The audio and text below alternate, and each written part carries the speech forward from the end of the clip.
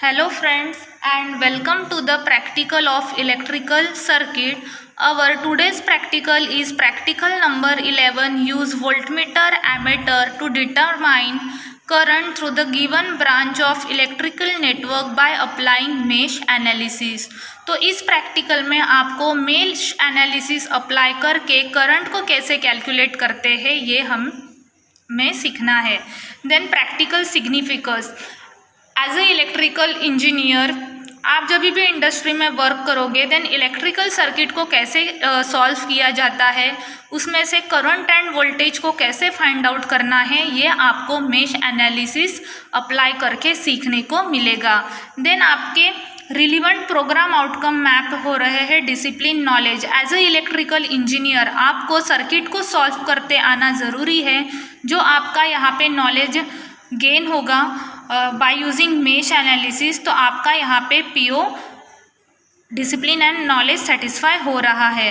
Then next है experiment and practice. तो हम मेश एनालिसिस अप्लाई करके एक्सपेरिमेंट परफॉर्म करने वाले हैं. तो वो एक्सपेरिमेंट हम लाइव परफॉर्म करेंगे, तो यहाँ पे आपका पीओ सेटिस्फाई होगा experiment and practice. Then engineering tools. तो इस प्रैक्टिकल को परफॉर्म करने के लिए हम एक किट यूज़ करने वाले हैं, that is the Kirchhoff's current end voltage law trainer kit.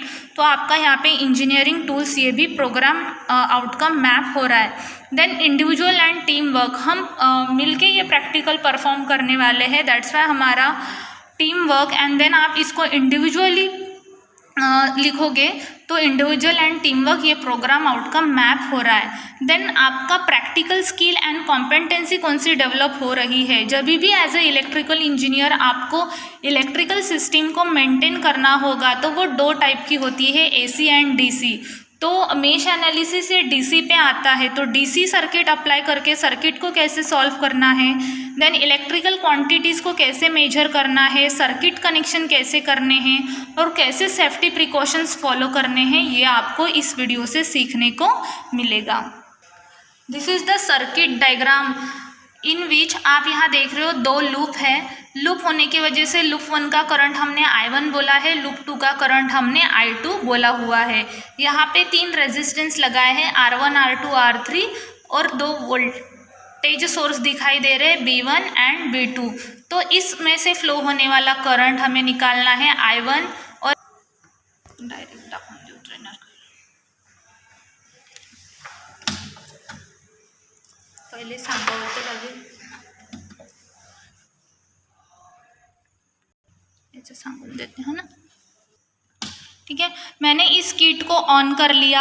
अब मुझे क्या पता है कि इस किट का वोल्टेज कितना है, 12 वोल्ट. तो मैं यहाँ पे लिख लेती हूँ, मेरा ये वोल्टेज कॉमन है, VA एंड VB में जो वोल्टेज जा रहा है दैट इज़ द 12 वोल्ट. अभी मुझे करंट निकालना है अक्रॉस द रेजिस्टेंस 1, जिसको मैंने बोला है I1. तो यहाँ पे आपको I1 दिखाई दे रहा है, तो I1 मुझे कितना मिल रहा है, 20.8 एम्पियर. सो I1 की मैं वैल्यू लिखती हूँ 20.8.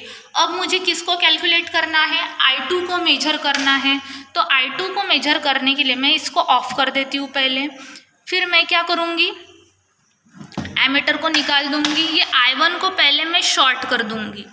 ठीक है, बाकी कंपोनेंट शॉर्ट होनी चाहिए और जो मुझे मेजर करना होता है सिर्फ मैं उसी को मेजर करूँगी. बाकियों को शॉर्ट कर दिया और मैं कहाँ लगा रही हूँ, ये इस एमीटर को I2 को कनेक्ट कर रही हूँ. मतलब ये I2 जो फ्लो होगा वो आपको यहाँ DC एमीटर पे दिखाई देगा. तो मैंने ये जो एमीटर है कहाँ अटैच किया, I2 में अटैच किया. फिर से मैं ट्रेनर किट को ऑन कर देती हूँ, तो डायरेक्टली आपको I2 की वैल्यू यहाँ पे मिलेगी, that is the 6.5 milli ampere. 6.5 milli ampere. अब मुझे I3 अटैच करना है, तो फिर से मैं यहाँ पे आऊँगी, इसको मैं ऑफ कर देती हूँ. अब हमारा I3 कहाँ पे है, यहाँ पे.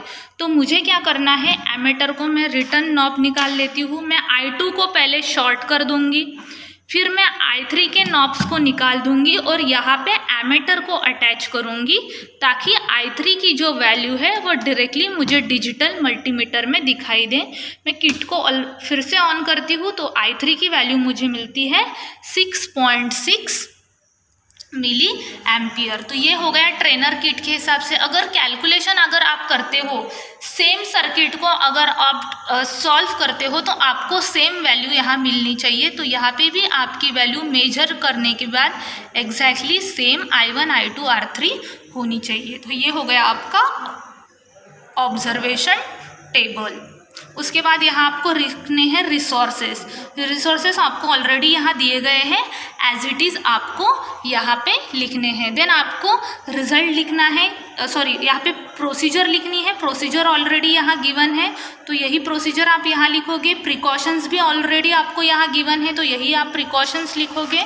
उसके बाद आपको यहाँ पे रिजल्ट लिखना है, मतलब आपने जो कैलकुलेट किया वो IR2 और आपने जो मेजर किया वो IR2। तो ऑलरेडी ऑब्जर्वेशन टेबल में इसकी वैल्यू है, आप ये लिखोगे।